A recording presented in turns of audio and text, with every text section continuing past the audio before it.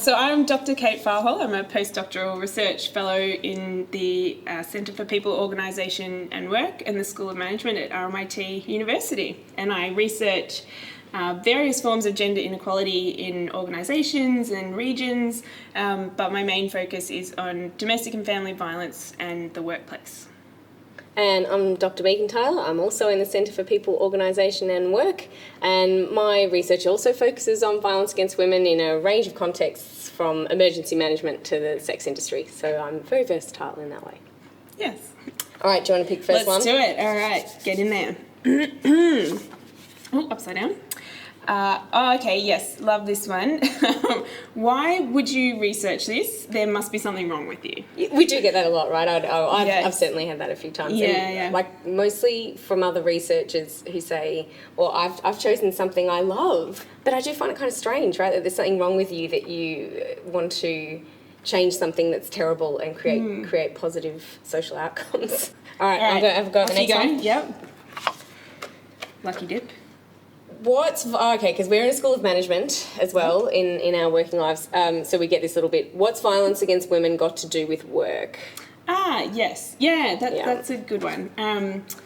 I think what interests me about this question, or the kind of broadest level at which I come to it, is we have this idea in society, I think, where we try and keep, or we think we can keep, our work lives over here and our private lives, home lives over here. That classic public-private split. Yeah. And there are some very good reasons why we try and compartmentalize them, right? Trying not to check your work emails at 3 a.m. is probably a good thing. But I think in reality we also need to acknowledge that it's not possible. They're not. One doesn't occur completely separate from the other. There's very porous borders between them. Things that happen in one bleed into the other. And that goes for things like patriarchal attitudes and gender norms. It goes for sexism, things like everyday sexism. Everyday sexism, but also violence. So violence that occurs in one sphere is related to the other sphere.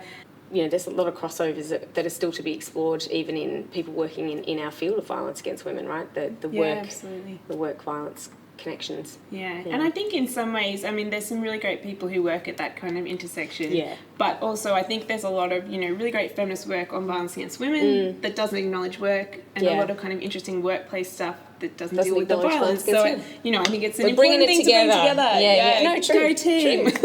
It's your go. It's my go. Sorry, Pushing in. Golly. All right, let me see. Oh yeah, a classic. What about the men? Oh yeah. Well, I mean that's like you say, it is a classic. It wouldn't have been complete if we hadn't have got what about the men. I know. I would have felt empty inside. I mean, you get your weirdos on Twitter that are what about the men you? And I guess sometimes not all men. Mammals. That's true. There's kind of two versions of it, right? There's what about the men, as in, men experience violence as too. well. Yes, which is of course true, but mostly from other men. Yes. So get out there if you're a man interested in this and you want to stop men's violence against other men. Please do. We would like that to stop as well. Not unhappy for people to do research on that. Yeah, absolutely.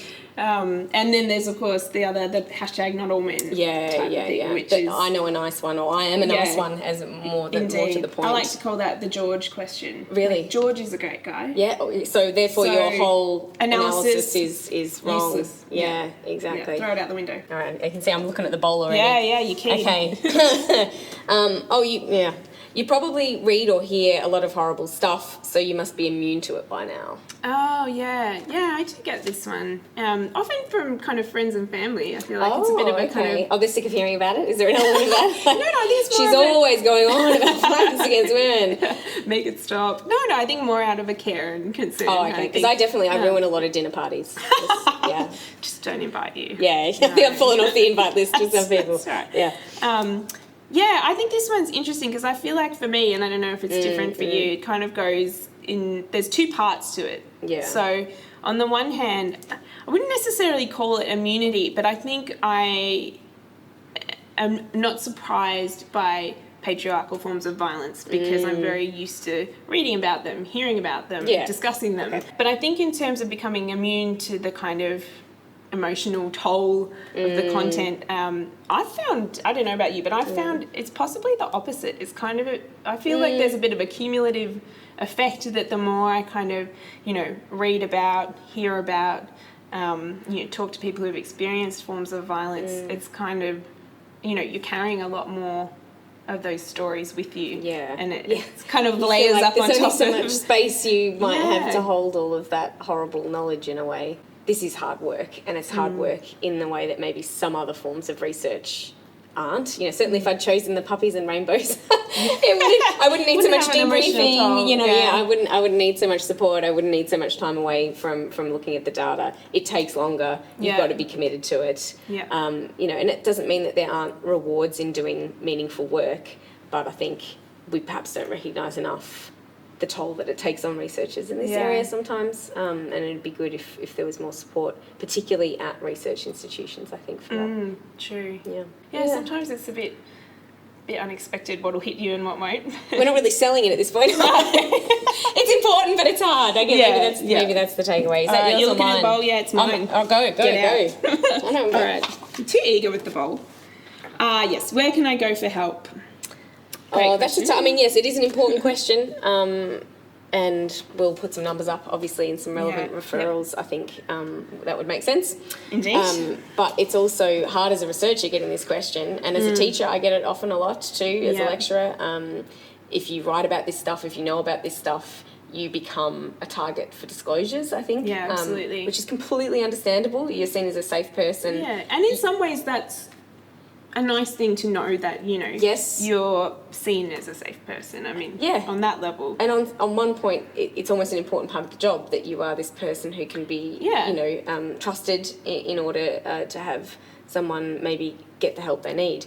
But I'm also not capable of giving that help. I'm not trained in frontline services. Exactly. I can put you in contact with the right people, and always that will be the case, I think, for any researcher in this field. Yeah, they will know where to absolutely. send you. But at the same time, it is also a bit of an occupational hazard, I suppose. And it can be hard knowing that you can't give them more, Yeah, that's not exactly. your area of expertise. Like, I can Exactly. tell you about all the literature, but I'm not a counsellor. No. So.